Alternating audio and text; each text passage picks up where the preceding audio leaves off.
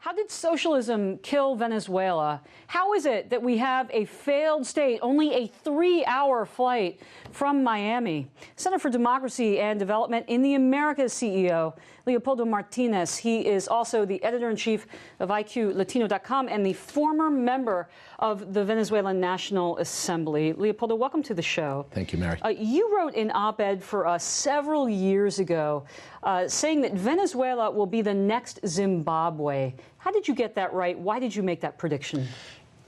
It's a playbook. What the Venezuelan government, particularly under Maduro, is doing to Venezuela, it's easy to predict because they're following a playbook that is written by the old guard Cuba leaders, not the Cuban leaders now in charge who are turning to a relation to the U.S. The old guard is the one that is having an influence in Venezuela, and they have advised the same path of authoritarian populism to every single country where they have an influence. Yes, yet the Venezuelan people voted for Chavez, and next they voted for Maduro, so they wanted these policies. Why are these policies so popular if they produce such terrible results? Well, you know, I think the Venezuelan people voted for Chavez because the democracy in Venezuela was failing in many ways to people at that time.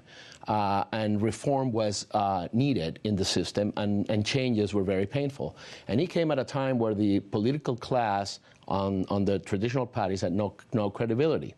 I don't think Chavez's ideas was what made the people vote for him. It was the expectation of radical change, moving outside of the establishment. So, to quote a typical word here in the U.S., what appealed to the electorate. But then the oil prices started to climb, and they went to 100 and 120. So at that time, it was easy for Chavez to destroy private sector and hand out money to people and become a very popular president. Well, now we have shortages of food, of drugs. People are dying in the hospitals. Infant mortality rates are going through the roof. There's a state of emergency. What do you think will happen next? Well, it's also predictable what's going to happen because the economy in Venezuela became absolutely dependent of imports. And there is no oil money to pay for the level of consumption in Venezuela.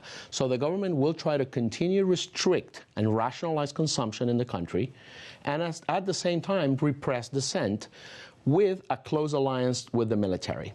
The opposition is pushing to apply the Constitution that allows the people to vote in a recall referendum. And this is one of the spots where Maduro finds himself very weak, only with the support of the military so far.